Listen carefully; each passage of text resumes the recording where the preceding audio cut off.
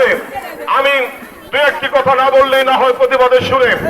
আজকে সেই মাদক কারবারীরা, সেই মাদক সেবীরা আবার ভোট পাল্টিয়ে আবার বিএনপি হয়ে গেছে।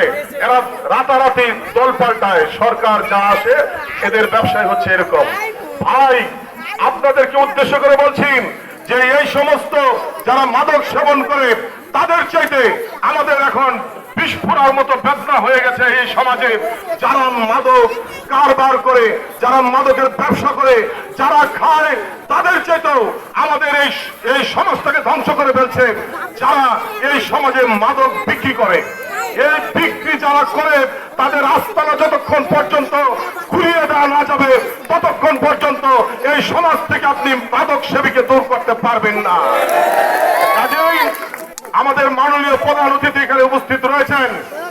আমি এলাকাবাসীর পক্ষ থেকে আমি উদাত্ত আহ্বান রাখবো, অনুরোধ রাখবো, সবিনয় অনুরোধ রাখবো যে এইখানে যে বাস্তবতা, যে সমস্ত মাদক কারবারি মাদক বিক্রি করছে তারা আমার না হয় আমার যারা সহযোদ্ধা আছে তাদের কারণ না কারণ লোক এই সমস্ত পরিচয় দিয়ে, দলের শুভাকাঙ্ক্ষী পরিচয় দিয়ে তারা নিবিড়ে ব্যবসা করছে, আর আমরা ধরছি হলো মাদক যারা সেবন করে তাদেরকে।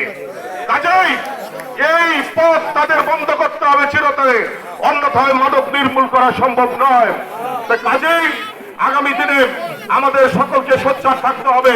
পাশাপাশি আরেকটি কথা, আমি নিজেও ভুক্তভোগী এটার জন্য যে এই পারাটঙ্গী গ্রামে আমি কোনো একটা সময় আমি একজন হোলসেলার হিসাবে যখন মালামাল বিক্রি করি তখন তার কাছেও আমি বাকিতে মাল দিয়েছিলাম 70,000 টাকা পাই। তো সেই টাকা পাওনা মনে মনে ভাবতেছি যদি আমার দল যদি কোনোদিন ক্ষমতায় আসে তোরে সাইজ করবো।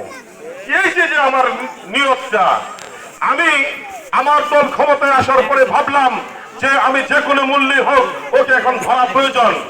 আমি যখন ওকে ধরতে গেছি তখন যায় দেখি ও আবার বিএনপি করে। দেখলাম আওয়ামী লীগ করলো, ধরতে গেছি বিএনপি করে। তো এর জন্য কেউ না কেউ আমার কোনো না কোনো নেতায় এই ছেলের গায়ে হাত তুললে উনি আগে আসবেন।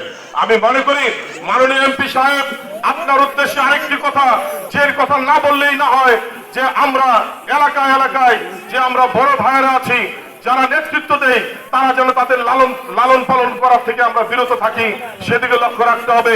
পাশাপাশি পুলিশ প্রশাসন, আমাদের মাননীয় ভারপ্রাপ্ত কর্মকর্তা এখানে রয়েছেন, আপনার উদ্দেশ্যে বলে আমরা অতীতে লক্ষ্য করেছি যে সমস্ত এলাকায় যত বেশি বড় আপনার এই মাদক কারবারি আছে তাদের কাছ থেকে আপনাদের সদস্যরা মাসিক তুলা তুলে, এই কথাটা ঠিক নাকি?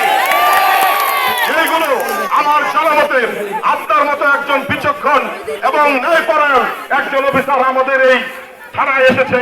আমি আপনার অত্যন্ত সুনাম শুনেছি, আপনার কর্মকাণ্ড সম্বন্ধে যেরকম লক্ষ্য করছি আপনি অত্যন্ত সুন্দরভাবে আমাদের এলাকার সংসদ সদস্যের যেন মান ক্ষুণ্ণ না হয় সেভাবে আপনি প্রচেষ্টা চালিয়ে যাচ্ছেন। আপনার কাছে অনুরোধ থাকবে এই সমস্ত সকল কিছু বন্ধ করে আমাদের আগামী দিনে এই এলাকা থেকে যেন আমরা মাদক মুক্ত করতে পারি, এই উদাত্ত আহ্বান রেখে এলাকাবাসীর পক্ষ থেকে শান্তি সকলের কাছে কামনা করে আমি আমার সংক্ষিপ্ত বক্তব্য শেষ করছি। বাংলাদেশ জিন্দাবাদ, বাংলাদেশ জাতীয়তাবাদী দল জিন্দাবাদ। সকলকে ভালো থাকুন, সুস্থ থাকুন, আল্লাহ হাফেজ।